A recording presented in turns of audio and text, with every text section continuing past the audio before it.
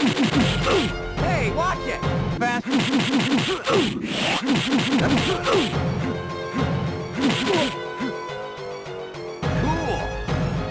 Back in 2006, Warner Brothers Games tried out something pretty damn cool with Justice League Heroes, which was a top-down hack-and-slash action RPG starring the Justice League, and they also created a Game Boy Advance game to complement that main game called Justice League Heroes The Flash, where you get to play, as the name implies, The Flash, which was cool. And I was racking my brain. I don't know if there's been any other video games exclusively focused on this incredible character. It's one of my favorite DC Comics characters. I love the TV show. I think it's amazing. I've just shown the big chunk of the first episode of the Flash TV series starring Grant Gustin, who's a fantastic Barry Allen, to my kid, and she was really enjoying that. Yeah, so that's a new show that we'll be able to enjoy together, but I absolutely love it. I always thought the character was incredible. Of course, he's the fastest man alive, and he's got super speed and can whip around and punch bad guys before they even know they've been hit. And he's also got an incredible catalog of terrific villains. We don't really explore the main Flash villains too much in this game. You do get Killer Frost in here, and you also get Circe, you get Brainiac, Gorilla Grodd is in this game, so I guess there's a few from the Rogues Gallery that the Flash is famous for.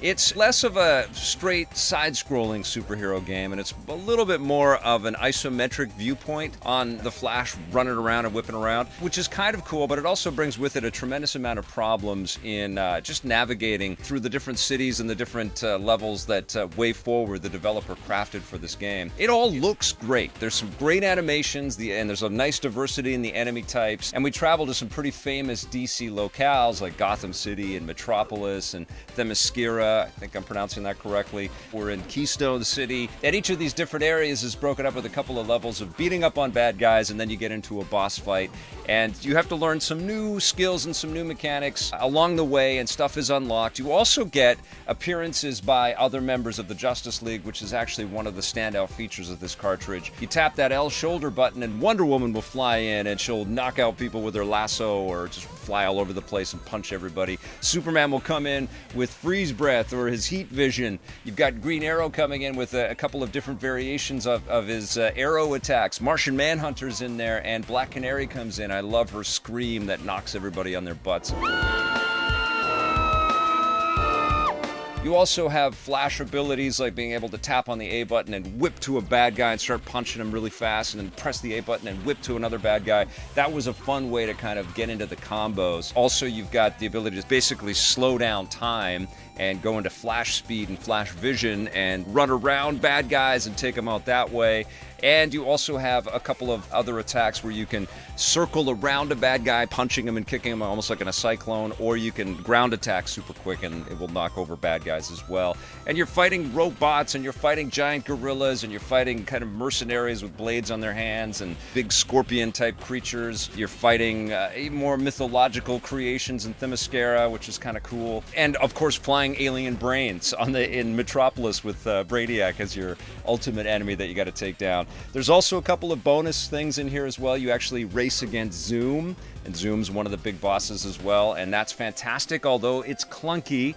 And at the end of the game, I thought this was great, and it filled my heart. I love this. You get to race with Superman, and that was cool. But my major issue with this game is that it's so clunky to get around, which is so problematic for a character with the fluidity and the gracefulness of the Flash and the speed of the Flash.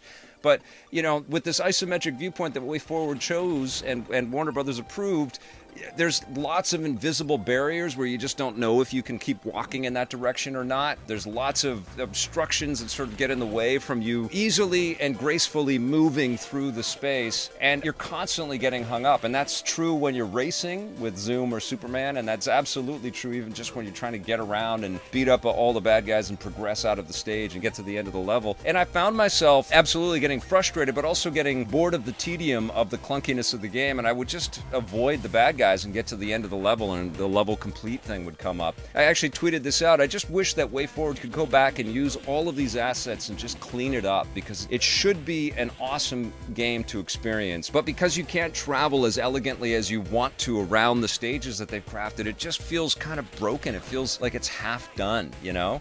The combat's cool, the animation strings are great, and the character, collection is pretty fantastic.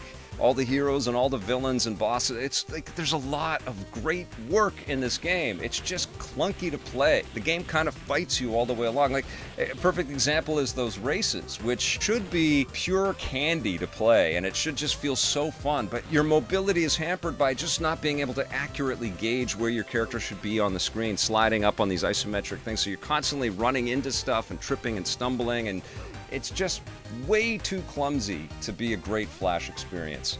So much excellent work, though, and I really hope a developer goes back and re-examines the opportunities with this character. The Flash is an amazing superhero.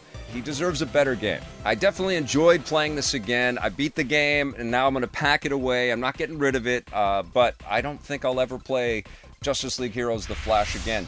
I'm going to give it a 6.5 out of 10.